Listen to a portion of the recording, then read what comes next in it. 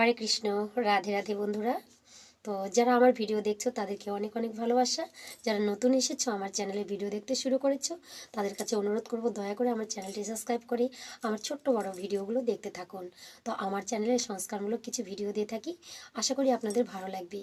এই ভিডিওর আপডেট পেতে চ্যানেলটি সাবস্ক্রাইব করে পাশে থাকুন। তো আজকে আমরা জানবো মহাভারতের এক অহংকারী ব্যক্তির কথা। সে হচ্ছে দুর্যোধন। আপনারা জানেন গান্ধারী মাতার 100টি পুত্র ছিল।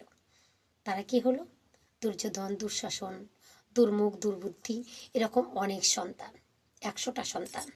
এবার দুর্যোধন কেন তার মায়ের কাছে উলঙ্গ অবস্থায় দাঁড়িয়েছিলেন এই বিষয়ে আমরা জানবো। তার আগে বলবো, সবাই আমার ভিডিওটি যদি ভালো লাগে অবশ্যই লাইক, শেয়ার, কমেন্ট করতে ভুলবেন না বন্ধুরা। কারণ আপনাদের ভালোবাসা পেয়ে এতটা এগিয়ে এসেছি, আপনারা আর একটু ভালোবাসুন। তো এটুকু আশা করি আপনাদের কাছে। তো কেন গান্ধারী মাতার সামনে দুর্যোধনকে উলঙ্গ অবস্থায় দাঁড়াতে হয়েছিল? তো আমরা শুনেছি মহাভারতের যুদ্ধ, সেই হস্তিনাপুরের মাঠে ধর্মযুদ্ধ হয়েছিল। সেই যুদ্ধ চলেছিল কতদিন? 18 দিন পর্যন্ত। সেই যুদ্ধে এক এক করে দুর্যোধনের যত ভাই ছিল 99 ভাইয়ের মৃত্যু হয়ে গেল। এবার গান্ধারী মাতা, অসহায় মাতা, কান্নায় ভেঙে পড়ল। একটি মাত্র সন্তান বেঁচে আছে। দেখুন, যার বুক খালি হয় সেই তো জানে, সেই মাই তো জানে, সেই তো জানে যে সন্তান হারানোর ব্যথাটা কি।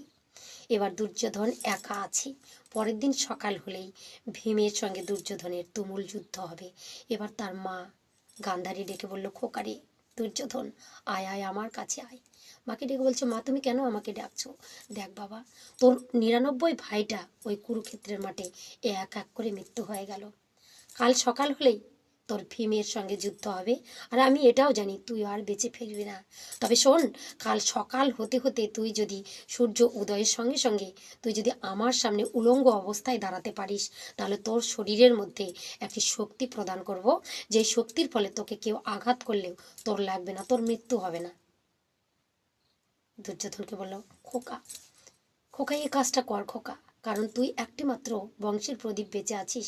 তুই যদি এটা করতে পারিস তাহলে কিন্তু তোকে আর আমাকে হারাতে হবে না। জানিস বাবা, যে মাতা তার সন্তানকে হারিয়ে দেয়, যার গিয়েছে সেই তো বুঝেছে, আর কি কেউ বুঝবে? বলছে, মা আমায় কি করতে হবে? ভোরবেলা সূর্য উদয়ের সঙ্গে সঙ্গে তোকে উলঙ্গ অবস্থায় আমার কাছে আসতে হবে। মা যখন বলে উঠল, সকাল হলেই, কাল প্রভাতেই তোকে উলঙ্গ অবস্থায় আমার কাছে দাঁড়াতে হবে। দুর্যোধন আশ্চর্য হয়ে গেল, মা আমি তো ছোট নই, আমি তো তোমার সেই ছোট্ট খোকা নই, আমি তো এই কাজ পারবো না। বলছে, বাবারে, সবাইকে হারিয়েছি, তোকে আর হারাতে চাই না, তোকে এই কাজ করতে হবে। তবে কি হবে? আমি যে এতদিন ধরে এই চোখে 100 পটি রুমাল বেঁধেছিলাম, তার একদিনে চোখটা খুলবো, আর আমার এতদিনের সঞ্চিত যে দৃষ্টি, সেই দৃষ্টির শক্তিতে তোর সারা শরীরটা আমি লক্ষ্য করব, আর সেই শক্তির চোটে তোর সারা শরীরটা লোহা হয়ে যাবে। যে যতই তোকে আঘাত করুক, তাহলে তোকে আর মরতে হবে না, তোকে আঘাত কিছুই স্পর্শ করবে না। বলছে, ঠিক আছে। তা আমরা জেনেছি কি, সতীমাতা গান্ধারী স্বামীর জন্য, স্বামী অন্ধর জন্য চোখে রুমাল বেঁধত। এটা একদম ভুল জেনেছি। তত্ত্ব এই কথা বলে যে, যার মুখে ভাই হরি কথা নেই তার মুখপানে চেয়েও না, যার কাছে গেলে হরি ভুলে যাই তার কাছে তুমি যেও না। তো গান্ধারী এটা জানতেন। গান্ধার রাজ যখন ধৃতরাষ্ট্রের সঙ্গে বিবাহ ঠিক করেছিলেন, তখনই গান্ধারী মাতা ভেবেছিলেন যে আমার পিতা এমন একজনের সঙ্গে বিবাহ ঠিক করলেন যে সে কৃষ্ণ বৈমাখী, তো তার মুখ আমি কোনোদিনও দেখব না। তার জন্য প্রতিজ্ঞা করে যে 100 পটি রুমাল বাঁধত, তার মধ্যে শুধু কৃষ্ণ নাম লেখা ছিল। আমরা দেখেছি, যদি কিছুক্ষণ আমরা চোখ বন্ধ করে থাকি, চোখটা খুলে দিলে আমরা ঝাপসা দেখি, কিন্তু গান্ধারী মাতার চোখে যে 100 পটি রুমাল থাকতো, তাতে কৃষ্ণ নাম মহামন্ত্র লেখা ছিল সব রুমালের মধ্যে। সে বছরে একবার নয়নটা খুলতো। কখন? অক্ষয় তৃতীয়ার দিন, যেদিন বিষ্ণু, স্বয়ং বিষ্ণুর আবির্ভাব তিথি, সেদিন বিষ্ণুর বদন হেরানোর জন্য, দেখবার জন্য, তাই গান্ধারী কিন্তু চোখটা খুলতো। তখন দুর্যোধন কি করেছে? সকাল হলে মার কাছে উলঙ্গ অবস্থায় যেতে হবে, যথারীতি রাত্রেবেলা ভোর রাত্রে উঠেছে, আর সকাল হতে প্রভাতের আগেই, সূর্য উদয়ের আগেই উলঙ্গ অবস্থায় চলেছে। শ্রীকৃষ্ণ আমার কি করছে আড়ালে থেকে সব দেখছে, সব জানে যে দুর্যোধন দুর্বুদ্ধিকে যদি আমার যদি যুদ্ধে জিততে দেওয়া হয় তাহলে কিন্তু দেশ বলে আর কিছু থাকবে না, অধর্মে চেয়ে যাবে। তখন কি করলো শ্রীকৃষ্ণ, সেই পথে থাকলো। আর যেই দুর্যোধন ওই উলঙ্গ অবস্থায় যাচ্ছে, পথ আটকেছে, দুর্যোধন ছি ছি ছি ছি ছি, মান সম্মান তুমি সব শেষ করে দিলে, এত বড় হয়েছে তোমার লজ্জা শরম বলতে কৃষ্ণ তুমি সরে যাও, আমাকে তুমি আমার কাজে বাধা দিও না। কোথায় যাচ্ছ? আমি মার কাছে যাচ্ছি। ছি ছি ছি ছি, তুমি মার কাছে যাচ্ছ? তুমি কি ছোট আছো? হ্যাঁ, তুমি এই রাজ্যের রাজা, আর তুমি উলঙ্গ অবস্থায় যাচ্ছ। সঙ্গে সঙ্গে দুর্যোধনকে বলছে, আচ্ছা ঠিক আছে, সারা শরীরে কিছু নাই বা দিলে, কিন্তু জঙ্ঘাতে, তোমার ওই জঙ্ঘাতে তুমি কিছু একটা প্রলেপ দিতে পারো। সঙ্গে সঙ্গে কলা পাতা তুলে ওই সামনের দিকে ঢেকে দিল। যেই না মায়ের কাছে দাঁড়িয়েছে, মাকে চিৎকার করে ডাকছে, মা দেখো তোমার দুর্যোধন এসেছে, তুমি চোখ খোলো মা। সঙ্গে সঙ্গে কি করেছে, গান্ধারী এক এক করে চোখের রুমালের পট্টিগুলো খুলছে।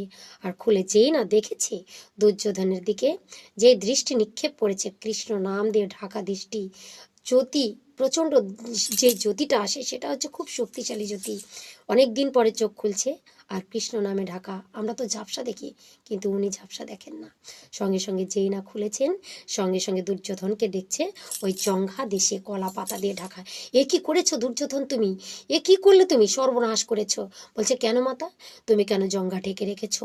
তোমার সারা শরীরে আমি দৃষ্টি দিয়েছি, সারা শরীরটা লোহা হয়ে গেল। সবাই তোমাকে যদি আঘাত করে তুমি আঘাতপ্রাপ্ত হবে না, কিন্তু একটি জায়গায় তোমার রক্ত মাংস থাকলো, সেখানে তো লোহা করতে পারলাম না, কারণ তোমার সারা শরীরটা আমি উলঙ্গ অবস্থায় আসতে বলেছিলাম। তোমায় এ কি কাজ করেছো? কে তোমায় করতে বলেছে? বলছে, ওই যে কৃষ্ণ। কেন? যেই পথে কৃষ্ণ এলো সেই পথে তুমি সরে যেতে পারোনি? মাগো, যেই পথেই যাই সেখানেই শুধু কৃষ্ণ। দুর্যোধন দুর্বুদ্ধ হলেও কিন্তু কৃষ্ণের মহিমাটা জানতো, কিন্তু কৃষ্ণকে অপমান করে চলেছিল। তো ভগবান এই অপমানের সহ্য করতে পারেন না। তখন কি করলেন? দুর্যোধন পরের দিন গেল, বলছে, মা তুমি আর আমি তো এখানে আছি, অন্য তো আর কেউ নয়, কেউ জানে না, কিন্তু কেউ না কেউ জানে একজন, সেই হচ্ছে আমার স্বয়ং প্রাণ গোবিন্দ। আর কৃষ্ণ মনে মনে ভাবছে, ওরে দুর্যোধন, তুই ভেবেছিলিস তুই সব থেকে চালাক, কিন্তু খেলিছ নিঠুর খেলা, হাসে তাই ভব পাগলা, চূড়ান্ত চালাক তুমি আছো দেখিয়া, পরমে পরম জানিয়া। আড়ালে থেকে থেকে একজন দেখছে সব। দুর্যোধনকে বলছে, এবার তো বুঝবি, কেউ না দেখুক আমি সব জানি। যেই না পরের দিন হয়েছে, এবার ভীমের সঙ্গে তুমুল যুদ্ধ বেঁধেছে। কিছুতেই ভীমের আঘাতগুলো দুর্যোধনকে লাগছে না, আর দুর্যোধন অট্টহাস্য করছে। শ্রীকৃষ্ণ চিৎকার করে উঠল, ভীম দাদা, গদা দিয়ে এমন জায়গায় প্রহার করো, ওই জঙ্ঘায় প্রহার করো, সঙ্গে সঙ্গে দুর্যোধন মারা যাবে।